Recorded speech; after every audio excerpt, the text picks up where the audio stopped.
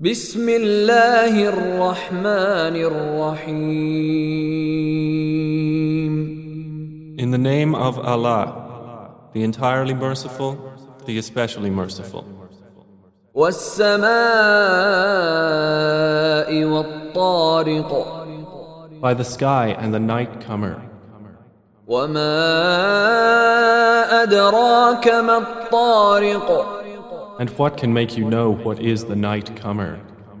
النجم الثاقب. It is the piercing star. إن كل نفس لما عليها حافظ. There is no soul but that it has over it a protector. فلينظر الإنسان مما خلق. So let man observe from what he was created. خلق من ماء دافق. He was created from a fluid ejected, يخرج من بين الصلب والترائب. emerging from between the backbone and the ribs. إنه على رجعه لقادر. Indeed, Allah, to return him to life, is able. يوم تبلى السرائر. The day when secrets will be put on trial. فما له من قوة ولا ناصر. Then man will have no power or any helper. والسماء ذات الرجع. By the sky which returns rain, والأرض ذات الصدع. and by the earth which cracks open. إنه لقول فصل. Indeed, the Quran is a decisive statement, وما هو بالهزل. and it is not amusement. إنهم يكيدون كيدا. Indeed, they are planning a plan, وأكيد كيدا. but I am planning a plan. فمهل الكافرين أمهلهم رويدا. So allow time for the disbelievers. Leave them a while.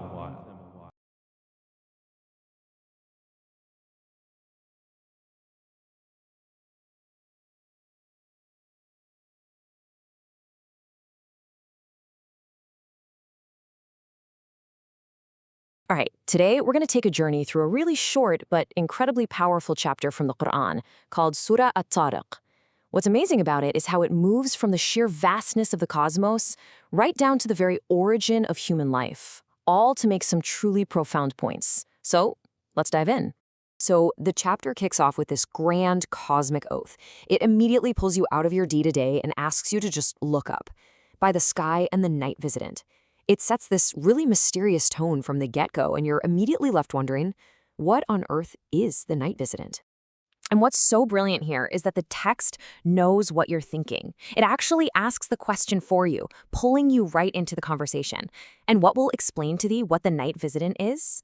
You know, this isn't just a question. It's a literary tool to build suspense and make you lean in because you just know a big reveal is coming.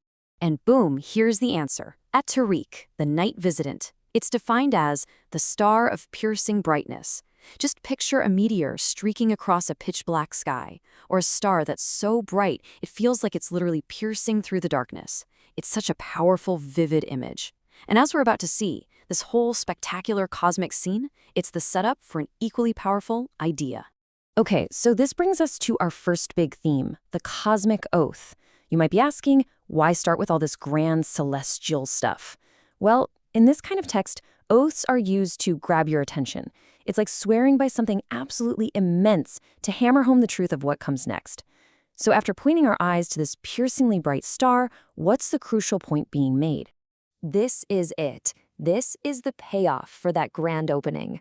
Just like those stars are watching over the night, the text asserts that every single soul, every one of us, has a protector, a guardian watching over it. It connects the huge impersonal cosmos to the deeply personal reality of every single individual. It's a breathtaking shift in scale, for sure. And then, from that massive cosmic scale, the chapter does a complete 180. It pivots dramatically inward, to the very origin of human life. So we're shifting focus from the heavens way up there to the human being right here, on the ground, asking us to think about our own creation as proof of an even greater reality. And it does this with a direct command. I mean, this isn't a gentle suggestion, it's a straight-up instruction for some deep personal reflection. Now let man but think from what he has created. It's basically saying, hey, if the cosmic proof didn't convince you, just take a good hard look at yourself. Now, what's really cool here is how it all breaks down into a clear, logical argument. It's like, step 1, think about where you came from. Step 2, it gets specific. You were created from this humble emitted fluid, described as coming from a place between the backbone and the ribs. And then, step 3 is the big logical leap. The one who could start a life from that can most certainly bring that life back again. It's a full-on argument for resurrection, and it's rooted in our own biology. So this whole idea of being brought back to life, it leads us straight into the third theme, the future reckoning. The timeline of the chapter now jumps from the past, our creation, to a very specific moment in the future. And you can feel the tone get more serious, pointing to a day when everyone will be held accountable. And this is how that day is described. The day that all things secret will be tested. Think about that. This isn't just about what you did, but what you intended, the thoughts you had, the secrets you kept locked away. It's talking about a day of absolute, total transparency, where absolutely nothing stays hidden. And in that moment, when everything is laid bare, the text is crystal clear. All the stuff we rely on in this world, it's gone. Man will have no power and no helper. Your status, your strength, your connections, none of it will matter. The soul will have to stand entirely on its own. And that brings us to the final section. To wrap things up, the chapter comes full circle. It goes back to that powerful literary tool it started with, another grand oath. Only this time, it's not just about the sky, but the sky and the earth together. And it's all to deliver one final, decisive message. This just illustrates the poetic symmetry of the chapter so perfectly. I mean, look at this structure. The first oath, by the sky and the star, it affirms a personal truth. Every soul has a protector.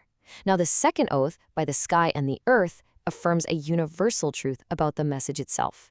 It's this beautiful, deliberate parallel structure. So what is the ultimate point of this final oath?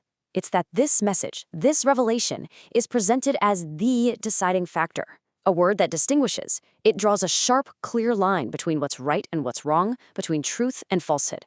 And just so nobody misses the point, it adds a serious warning. It is not a thing for amusement. This is serious business. The chapter then sets up this one final contrast. You've got two sides. On one side, you have those who oppose the message, and it says they are plotting a scheme, making their own plans, their own strategies. And on the other side, you have the divine response, and I am planning a scheme. It's this incredibly powerful statement about who's really in control.